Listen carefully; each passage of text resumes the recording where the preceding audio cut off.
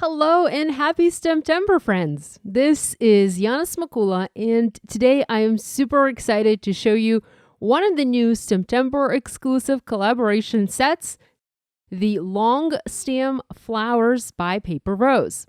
This is a truly beautiful, large 6x8 floral stamp set. It includes several flowers, flower buds, leaves, and very long stems. The Slimline cards are all the rage now, and these long stems are long enough to be used on a Slimline card. The card I have for you today only uses the flowers and leaves without the stems. I love the look of white flowers on a blue background, and so for today's project, I decided I'd go with white flowers. Coloring a white flower can be a little bit tricky, but I found it not that hard and not that impossible to do. Here, I've started stamping the images in Memento Tuxedo Black ink onto Nina Solar White 80-pound cardstock.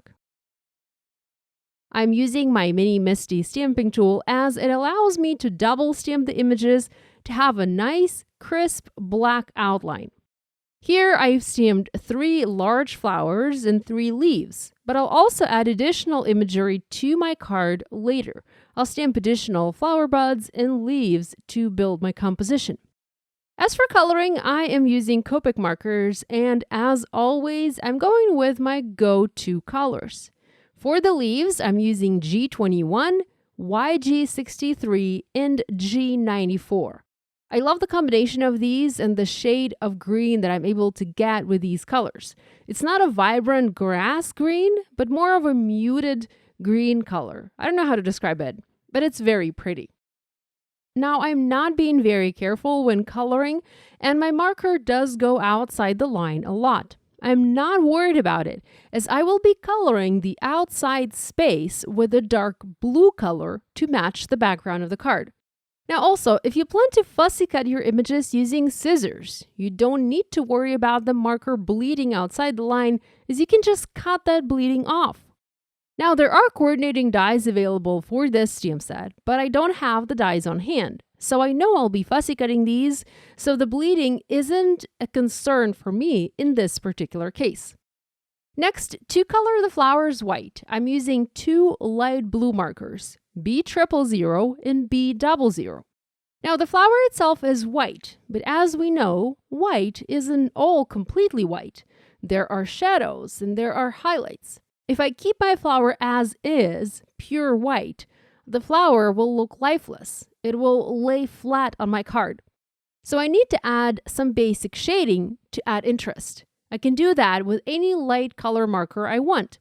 Since I know that my background will be blue, I am matching the color of the shadow to the background, and I'm using light blue markers to add shading to the flowers. However, you can use other colors as well. You can use a light gray color for a neutral white flower.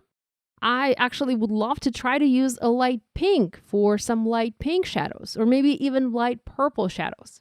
Don't be afraid to experiment and try new things. Try coloring a white flower. You might enjoy it. Now, if you feel you've added too much color, too much shadow, you can always use a colorless blender marker and erase that color with the colorless blender. I did do some erasing on a couple of petals where I felt I've added too much blue. Now, I want the background for my card to be dark blue. I love blue and I often use it for my projects. Maybe I even use it too much. I don't know.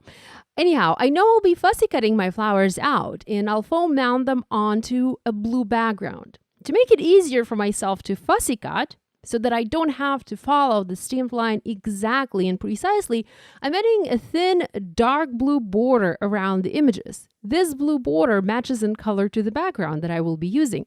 I'm using a B99 marker. This is the darkest blue that I have in my stash, and I love this color. You can also use this trick when you cut the images out using a coordinating die, and I've done that on many occasions in the past. Just carefully color next to the stamped line outside the actual image. Having added that blue border, I cut the images out using scissors. Now, I wasn't too careful and I wasn't too meticulous when cutting these out. The way I have this card planned, the cut line won't be that visible. and no one will know that I have cut imperfections on the card. So I just added that blue outline to make it easier for myself to cut the images out. Now, to create a sentiment for this project, I white embossed Happy Birthday from the same stamp set on black cardstock. I treated the paper with anti-static powder, I inked the stamp with clear embossing ink, and stamped it. Next, I added detail white embossing powder and heat set it with my heat tool to melt the powder in place. Once the powder was melted and has had a couple of seconds to cool off, I used a pencil eraser and erased the milky residue that I had on the paper, and this gave me a beautiful, crisp sentiment for my card.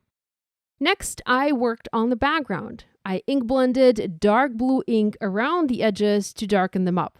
I first blended a medium blue shade, and that was Blue Hawaii from Hero Arts, although this color can easily be skipped as it's not really adding any shading to the cardstock. Once that color dries, it becomes invisible.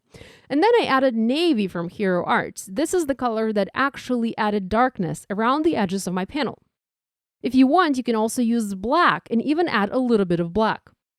I skipped the black for this particular card and only used that navy color for the most part. I left the panel to dry for a few minutes. Meanwhile, I arranged the images the way I wanted them on top of the panel, and here you can see how one of the flowers overlaps the flower behind it. And you can see that there's too much of that blue outline showing. I'm going to use my scissors and make a pretty detailed cut right there in that spot or in that area to eliminate that. So I'm not cutting right up to the edge around the entire flower, but just cutting right up to the edge in that one particular section, in that one tiny section for this flower. And here, that looks so much better once that blue was cut off. I added washi tape over my cluster as I didn't want to have to rebuild it from scratch again. And you can use press and seal for that as well. I don't have any press and seal on hand, so I used white washi tape from my stash to secure the entire cluster together. It's a neat trick. And once you've built something, it really helps you to preserve the composition together without having to rebuild it all over again. I flipped the cluster to the other side. I added foam adhesive squares from the back, and having done that, I adhered the cluster onto the background. I removed the washi tape holding the pieces in place, and I love this result. Now, to embellish this card, I added silver sequins and also silver gems, as well as a few clear droplets, small clear droplets.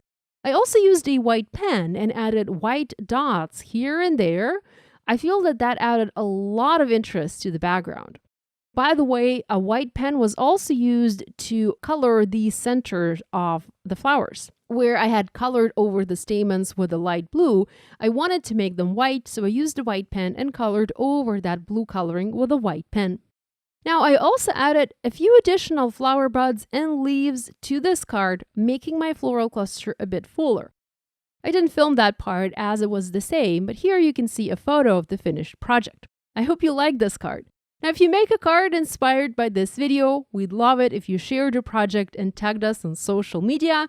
We always enjoy seeing what you make. Be sure to give this video a thumbs up and to subscribe to this channel if you haven't yet done so. Thanks so much for joining me today. I'll see you next time. And happy STAMPtember! Bye!